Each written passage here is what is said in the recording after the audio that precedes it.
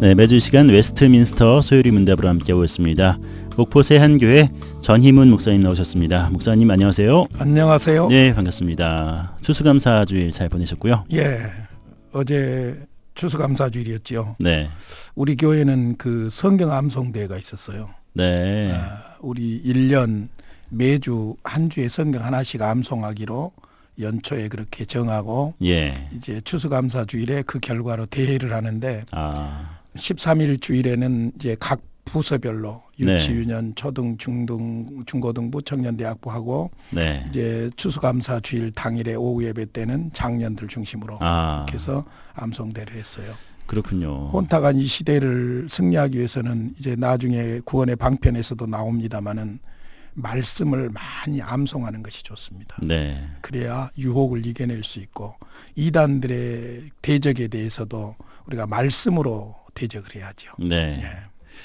말씀을 암송하는 것, 그냥 읽는 것도 좋지만 암송하는 것은 늘 묵상할 수 있으니까 참 좋은 것 같습니다. 그런데 사실 암송대회를 해보면 저 네. 개인적인 경우도 어렸을 때 암송한 성구들은 안 잊혀져요. 오래 가죠. 그런데 이제 혼란은 성경이 자꾸 바뀌니까 좀 혼란이 오는데 네, 성경 내용이 바뀌었다는 것이 아니라 이제 그 번역이 네. 바뀌니까.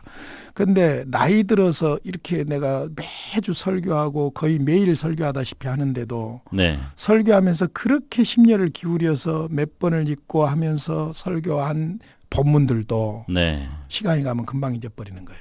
그렇죠. 그래서 사실은 어른들보다도 더 어린 아이들에게 성경을 암송시킬 필요가 있고, 제가 또 실질적으로 우리 그 5살 먹는 손자 아이가 성경을 암송한 걸 보니까 제가 저 뜻이 무슨 뜻인지 알라나 싶은데 네. 근데 이상하게 척척 애우는 거예요. 저희 아들도 글은 못 읽는데 성경 말씀은 배워와서 외우더라고요. 그거는 이제 평생 남는 거예요. 만약에 네. 거기에 딱 저장이 돼버리는 거예요. 그렇죠. 그것이 사상이 되고 삶의 가치가 되는 것이죠. 네, 그래서 사실 기독교 교육이 어렸을 때 너무 중요하다 하는 것을 느끼게 돼요. 제 개인에게서도 그걸 느껴요. 그래서 저는 사실 그 안 믿는 집에서 태어났지만 어려서부터 주일학교에서부터 신앙생활을 한 것에 대해서 굉장히 감사하고 있어요. 네, 예. 저 역시 그렇습니다. 오늘 또 소요리 문답 통해서 성경에 있는 하나님의 뜻을 또 발견하는 시간 됐으면 좋겠습니다. 예. 지금까지 죄의 진노와 저주를 피하는 방편을 말씀드리고 있는데 네, 진노와 저주를 피하기 위한 하나님이 우리에게 요구하시는 것은 믿음과 회개라고 그랬죠. 네, 그냥 믿음이 아니라 예수 그리스도를 믿고 그냥 회개가 아니라 생명에 이르는 회개를 하는 것이죠. 네, 예수 그리스도를 믿는다는 것은 성경이 제시한 대로 예수님만 받아들이고 의지하여 구원을 얻는 것이고, 생명에 이르는 회개라는 것은 생명과 구원을 얻는 데 필수적인 것이로서 하나님의 역사라는 것이죠. 네, 그러면 이제 오늘 88문을 공부하겠는데, 하나님께서 우리를 구원하시는 구원의 은혜의 방편 혹은 구속의 은혜의 수단에 대해서 공부를 해보겠는데요. 여기서 말씀하고자 하는 것이 결론부터 이야기하면 하나님의 구원의 은총 혹은 은혜의 방편은 말씀과 성례와 기도다. 네. 그렇게 소요리 문답은 가르치고 있습니다. 그렇군요. 네. 88문 제가 읽겠습니다. 그리스도께서 구속의 은혜를 우리에게 전달하실 때 쓰시는 외적인 수단들은 무엇인가? 답입니다.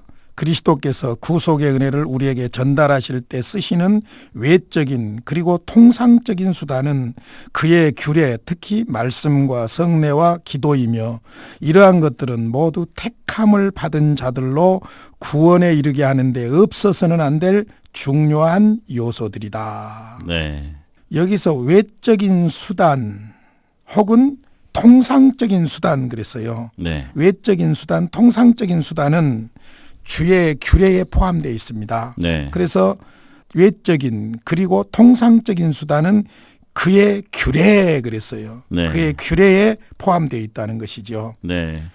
그러면 주님의 규례들은 무엇을 의미하는지 말씀해 주세요. 결론부터 말씀드리면 말씀을 말합니다. 네. 그래서 소요리 문답에서 분명히 말하고 있죠.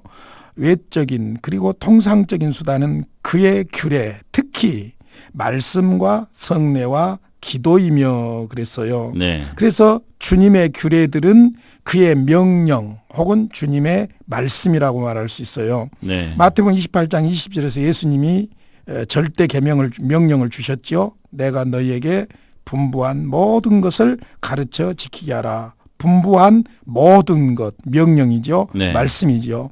또 구원을 위해서 그리스도께서 세우신 규례 외에 인간에 의해 세워진 어떤 규례도 구원의 은혜의 방편으로 사용될 수 없다는 거예요. 네. 자, 우리가 이제 여기에서 로마 캐토릭을 말하지 않을 수가 없는데 네. 종교 개혁 주간도 지나갔고 하니까 말씀을 드리지 않을 수가 없는데 로마 캐토릭의 모든 권세의 중심이 교회예요.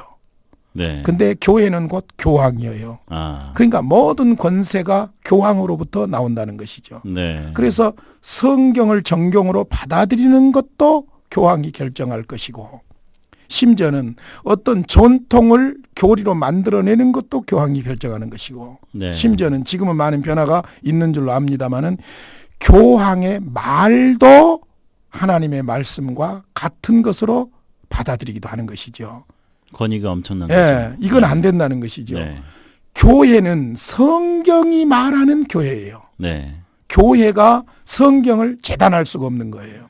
그러니까 성경은 하나님의 말씀이고 하나님의 말씀이 말씀하시는 하나님, 하나님의 말씀이 말씀하시는 인간, 하나님의 말씀이 말씀하시는 교회, 구원, 종말 이 모든 것은 성경 말씀이 기준이 돼야 된다는 것이죠. 네. 그래서 은혜의 수단, 구속의 은혜의 수단으로서 우리가 첫 번째로 제시되고 있는 것이 바로 하나님의 말씀, 명령인데 네. 인간의 어떤 훌륭한 어떤 규례라든지 어떤 권위도 받아들여서는 안 된다는 것이죠.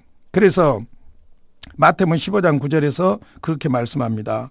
사람의 계명으로 교훈을 삼아 가르치니 나를 헛되이 경배하는도다. 바리새인들이 그랬거든요. 예. 말은 하나님의 율법이라고 하면서 자기들이 거기다 첨삭시켜가지고 이러이런 것들을 내가 했으니까 율법을 지켰다고 오해하고 있는 거예요. 네. 그렇게 돼버리면 어떤 문제가 생기느냐.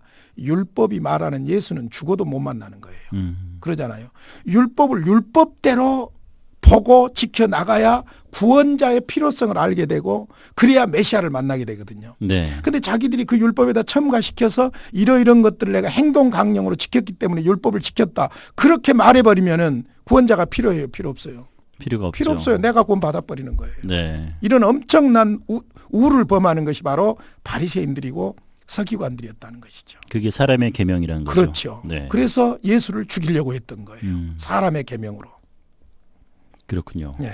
그다음에 이제 주님의 규례가 통상적인 수단이라고 그랬어요. 외적인 수단 혹은 통상적인 수단이라고 말한 것은 통상적인 반대말이 무슨 말이겠어요? 비범한. 네. 비상적인. 네. 그러니까 통상적인 방법, 비상적인 방법. 그러죠. 네. 그러니까 비상적인 방법이 아니라는 거예요. 예. 외적인 수단 혹은 통상적인 방법이라는 것은 개종과 구원에 이르는 통상적인 방법이기 때문에 예. 하나님이 인간을 구원하시는 하나님의 구원의 방편이 뭐냐? 말씀이라는 거예요. 말씀. 네. 말씀을 선포하고 말씀을 듣게 하고 그 말씀을 받아들여서 예수를 믿음으로 구원받게 되는 것이죠. 그래서 이것을 사용하지 않고는 즉 말씀을 사용하지 않고는 구원의 은혜를 받아들일 다른 훌륭한 수단이 없다는 거예요. 저는 가끔 전에 어렸을 때 그런 생각을 해봤어요. 하나님이 능력이 하나님으로 살아계신다면 네. 안 믿으면 그냥 믿지 않을 수 없도록 주리를 틀어버리고 하나님이 네. 거꾸로 잡고 그냥 막 탈탈 털어놓으면은 아이고 하나님 나 하나님 믿겠습니다 하고 다 그럴 텐데 왜 하나님이 그렇게 안 하실까 늘 그런 의심을 가졌었어요. 네. 근데 그런 기적이나 그런 특별한 방법으로가 아니라 오히려 아주 통상적인 방법 하나님께서 믿는 자들을 구원하시고 구원받은 자들을 교회로 세우시고 그들을 통해서 말씀이 선포되게 하시고 그 말씀을 들을 때에 성령께서 역사하심으로 감동을 받아 예수를 나의 구주로 믿게 되고 구원을 받게 되는 거예요. 네. 그래서 외적인 수단 혹은 통상적인 방법이지 비상적인 방법이 아니라는 것이죠. 물론 여기서 우리가 기억해야 될 것은 하나님은 특별한 경우에 특별한 기적을 바랄 수 있어요. 네. 그렇잖아요.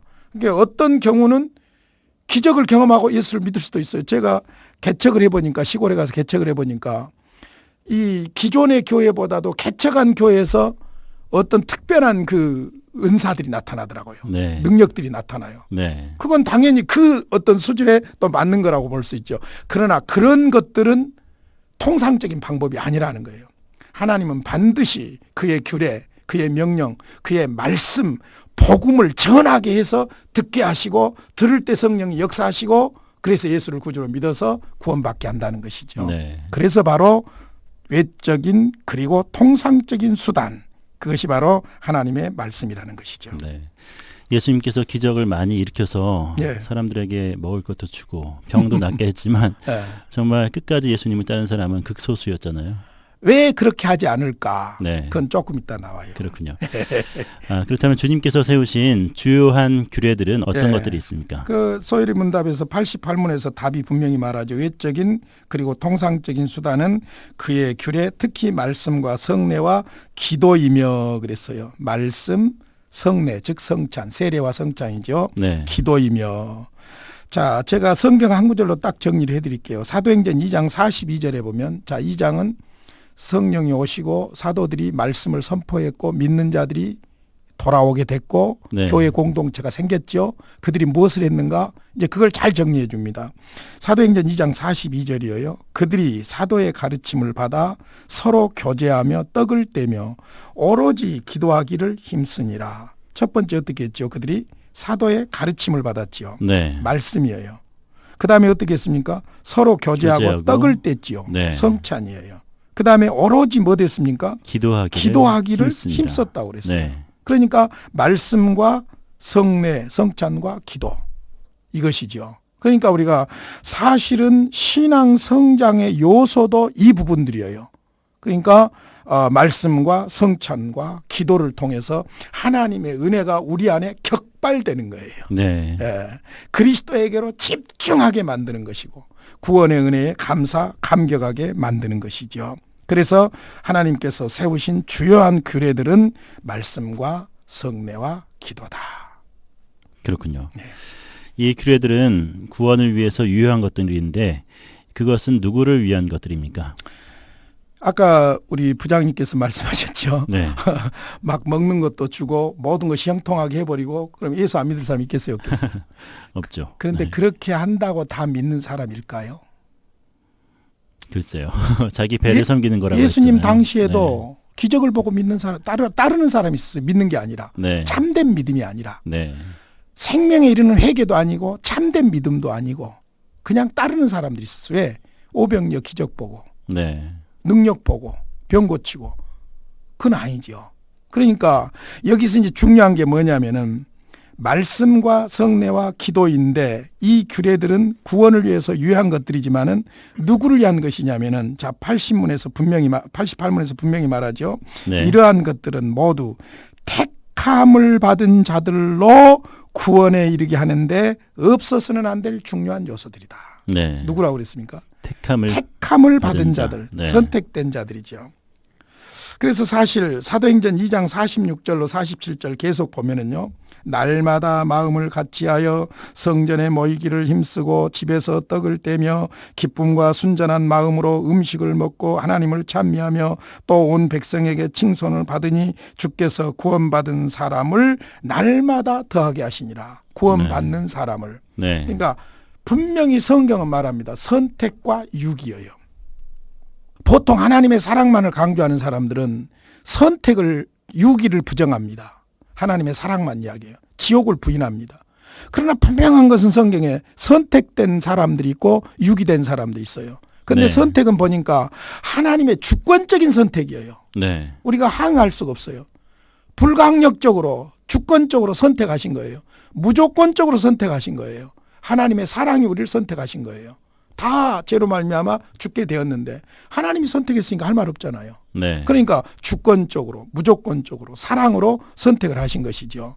그러면 선택된 사람들에게 어떤 일이 나타나냐면은 구원의 은혜의 방편으로서 말씀과 성찬과 기도가 어떤 역할을 하냐면은 그것을 예수를 믿고 받아들이도록 만드는 거예요. 네. 자, 예를 들어 보겠습니다. 지난번에 공부했던 예수를 믿는 믿음과 그 다음에 생명에 이르는 회개.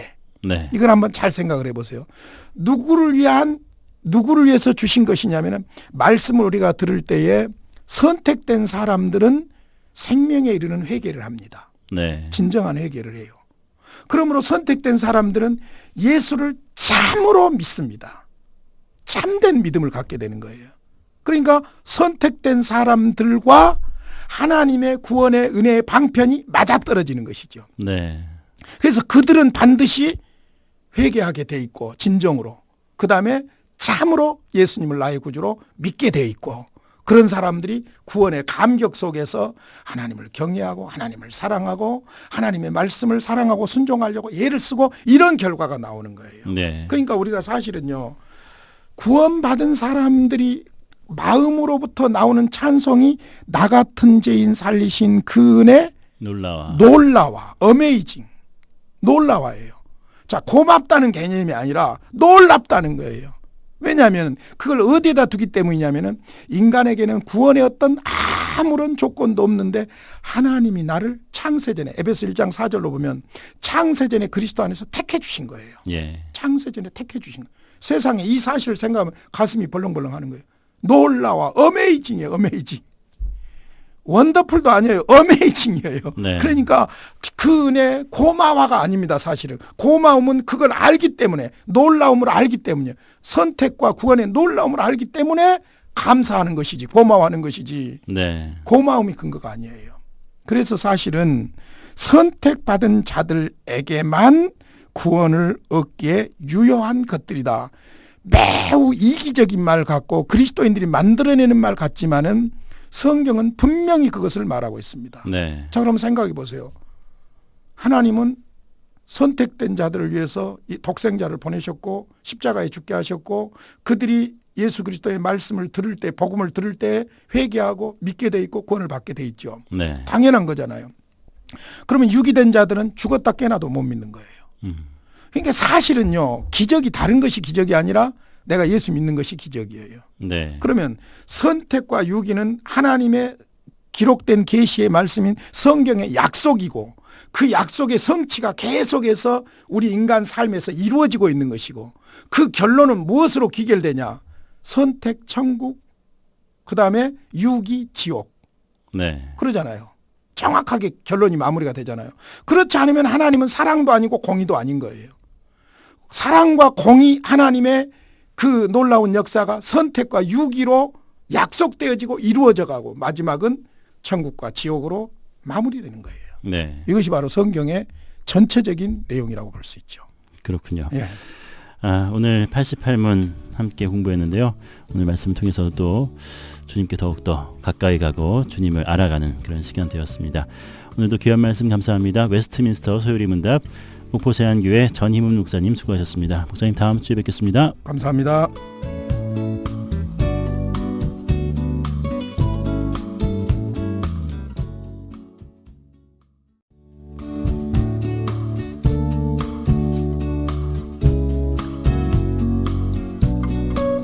네, 매주 시간 웨스트민스터 소요리 문답으로 함께하고 있습니다. 목포세안교회 전희문 목사님 나오셨습니다. 목사님 안녕하세요. 안녕하세요. 네, 반갑습니다. 네. 요즘 어떻게 지내셨습니까, 목사님? 예. 새해 계획이라든지 네. 이런 것들 구상하고 기도하고 있습니다. 네. 사실 이번 주간이 11월 마지막 주간이라 네. 이번 주간이 지나고 나면 마지막 잎새처럼 달력이 한 장 남잖아요. 그렇죠. 사실은 3개월이 연속으로 있는 달력은 이미 10월부터 마지막 잎새지만 네. 마지막 12월 한 달이 남는데 사실은 그 1년이 금방 지나가 버린 것 같아요. 네. 그래서 사실 11월부터는 이미 2017년 계획하고 기도하고 뭐 특별한 열매는 안 나타나도 고민하고 많이 기도해야 되잖아요. 네. 우리 교회 같은 경우는 내년이 120주년이라 생각은 분주한데 나타난 건 별로 없고 고민이 많습니다. 네. 예. 올 한해 이제 뭐 달력 하나 남았지만 한 장 남았지만 돌아볼 때 뭐 지진 소식도 있었고 여러 가지 진짜 바쁘게 네. 우리나라가 돌아간 것 같아요. 그래서 청와대 천지개벽하는 사건이 있었고 그러니까요. 여러 가지 일들 가운데서 그래도 지금까지 인도하신 하나님께 감사하지 않을 수가 없는데요. 남은 한 달도 또 값지게 보냈으면 좋겠습니다. 감사한다고 하니까 정말로 감사한 것이 있는데 네. 사실은 소요리 문답이 오늘까지 하면 90문을 하거든요. 그렇죠. 그럼 107문까지예요. 네. 그러니까 거의 뭐 다다락하고 있지 않습니까? 네. 소요리 문답을 여기까지 할 수 있는 것도 감사해요. 아멘. 감사합니다. 이렇게 또 늘 성실히 와주셔서 잘 준비해 주셔서 예. 감사드리고요. 예. 오늘 89문과 90문 들어가겠습니다. 예. 89문과 90문을 들어가겠는데 네. 연결을 항상 해야 돼요. 전후를. 네. 지난번에 우리가 88문에서 그리스도께서 구원의 은혜를 우리에게 전달하실 때 쓰시는 외적인 수단들이 있다고 그랬어요. 네. 통상적이고 일반적인 수단인데 말씀과 성례와 기도라고 그랬죠. 네네. 그러면 이제 89문과 90문에서는 무엇을 공부하게 되냐면 그 첫 번째 통상적인 방법인 말씀과 구원에 대해서 공부를 하도록 하겠습니다. 네. 예. 89문을 제가 읽겠습니다. 하나님의 말씀이 어떻게 효력이 되어 구원을 얻게 되는가요? 예, 답입니다. 하나님의 성령께서 말씀을 읽는 것과 특히 말씀을 강론하는 것을 효과적인 방편으로 삼으셔서 죄인들로 죄를 깨닫고 회개하게 하시며 거룩함과 위로로서 그들을 굳건하게 하시며 믿음